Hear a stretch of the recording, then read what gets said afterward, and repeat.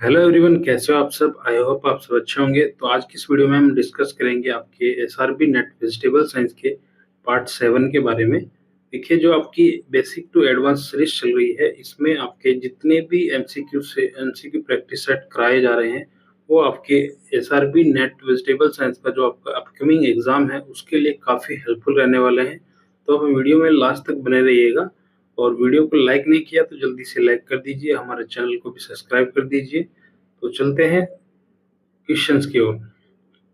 जैसा कि first question है आपका, yellow vein mosaic virus is viral disease of which of the following plants.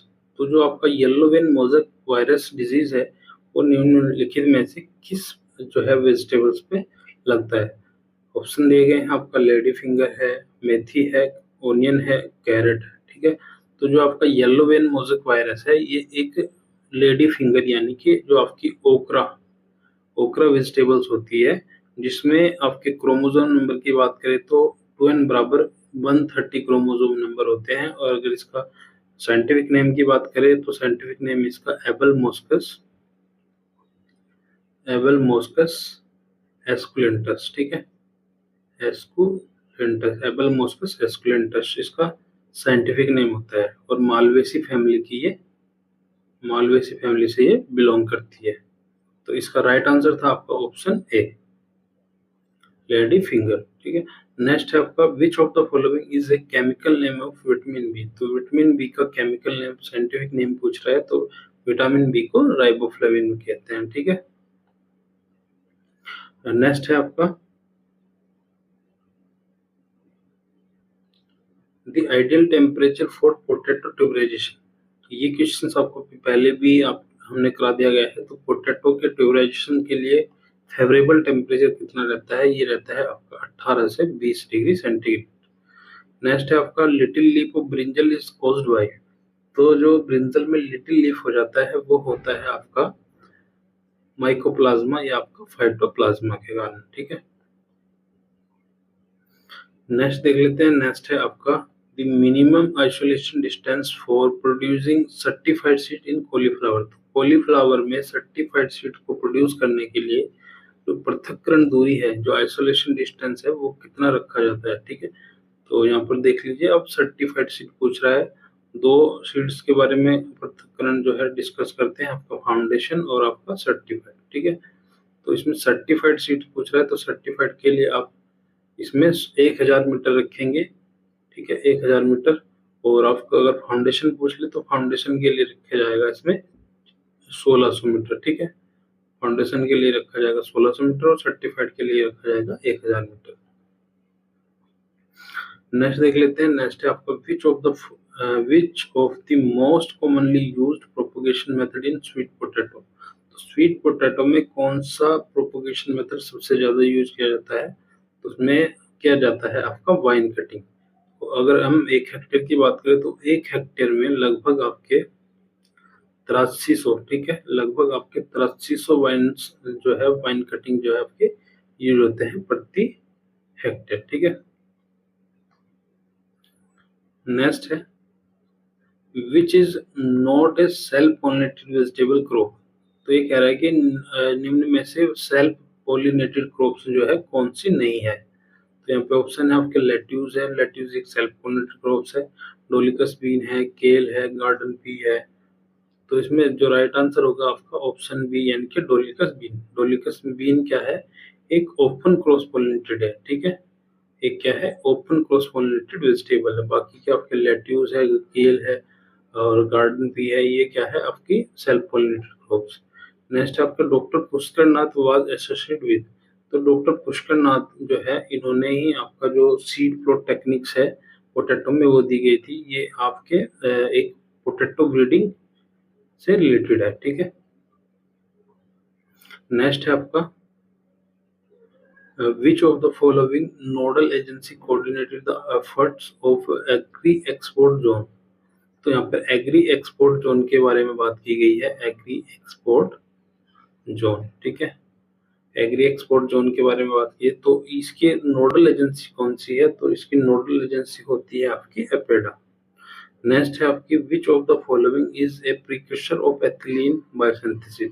तो एथिलीन का प्रीकर्सर पूछ रहे हैं, तो एथिलीन का प्रीकर्सर है यहाँ पे मेथियोनीन। ऑप्शन बी राइट होगा इसमें। नेक्स्ट है आपका इन कंट्रोल्ड एटमॉस्फेरिक स्टोरेज।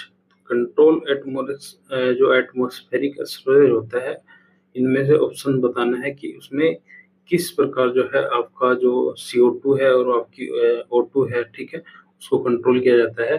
तो इसमें आपका ए ऑप्शन जो है राइट होगा, यानी कि इसमें जो CO2 का लेवल होता है वो तो एलिवेटेड होता है, यानी कि इंक्रीज किया जाता है, ठीक है। CO2 का जो लेवल है उसको बढ़ा दिया जाता है, और आपका जो O2 है, ठीक है, O2 का लेवल है वो क्या किया जाता है, वो डिक्रीज किया जाता है, ठीक है।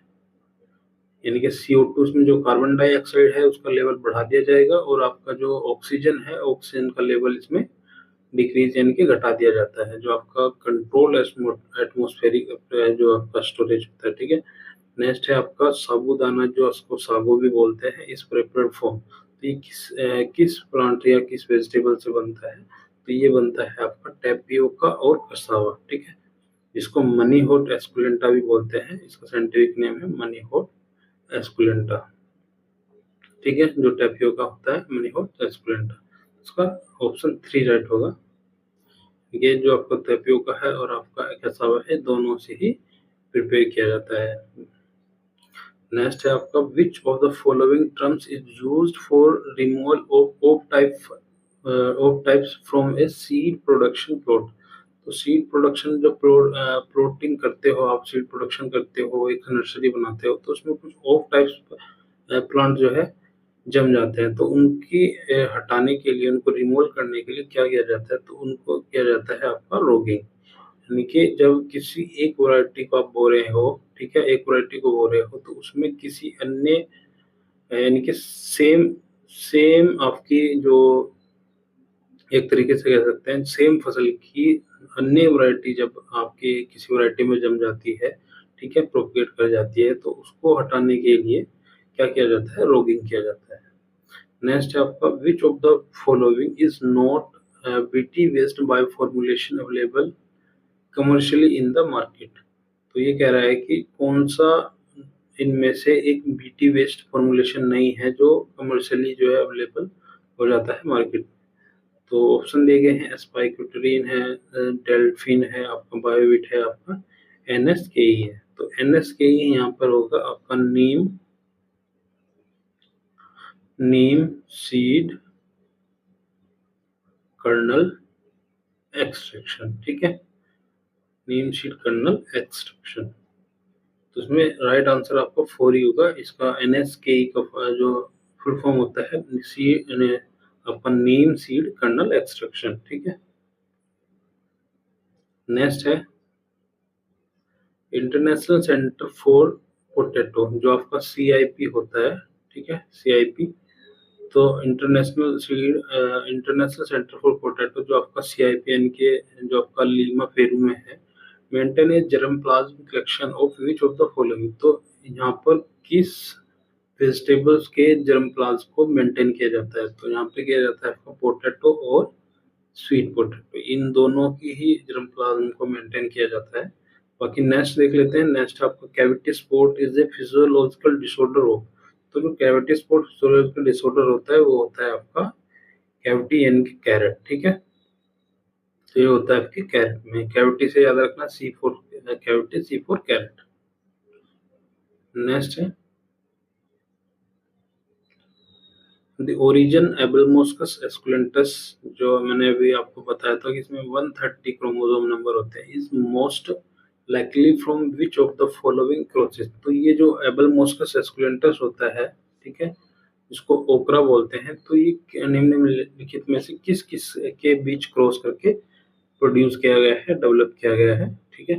तो इसका जो राइट आंसर होगा ऑप्शन ए, यानी कि जो आपका एबलमोस्कस मोस्टेटा है और आपका जो एबलमोस्कस फाइकुलेनियस है, ठीक है। एबलमोस्कस मोस्टेटा और एबलमोस्कस फाइकुलेनियस, ठीक है, इन दोनों के ही क्रॉस से इसका डेवलपमेंट किया गया है, ठीक है।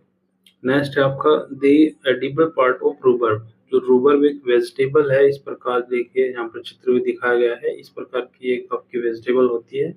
इसका साइंटिफिक नेम की बात करें तो आपका रेक्सियम राबाराम आपकी फैमिली होती है, पॉलीगोनेसी, ठीक है।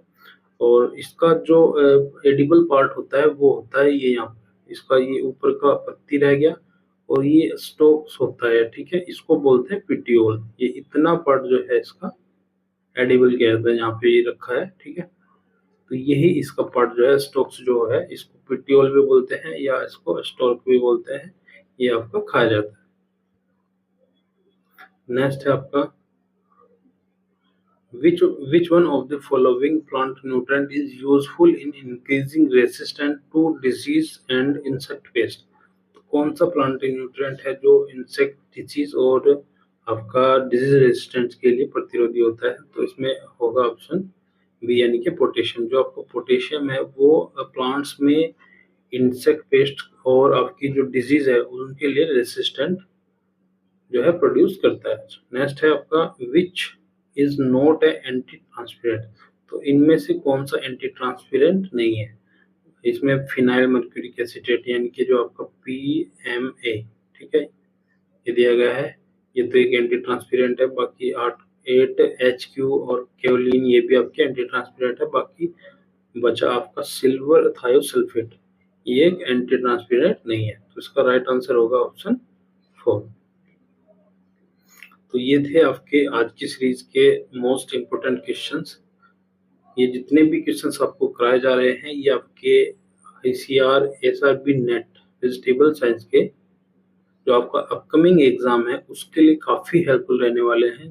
जो भी आपको क्वेश्चंस नए लग रहे हैं, जो आपको नहीं आते या आपने पढ़े नहीं है, तो आप उनको नोट डाउन कर लीजिएगा, ठीक है, जिससे कि आपको एक बार क्विक रिवीजन करने का टाइम मिल जाए आपके जब आपका एग्जाम नजदीक आ जाए, ठीक है। तो इसी प्रकार हम मिलते हैं आपकी पार्ट नंबर 8 में। तब तक के लिए अगर आपने वीडियो को लाइक नहीं किया तो जल्दी से लाइक कर लो और चैनल को भी सब्सक्राइब कर दो। मिलते हैं नेक्स्ट वीडियो में, तब तक के लिए थैंक यू, धन्यवाद, बाय बाय।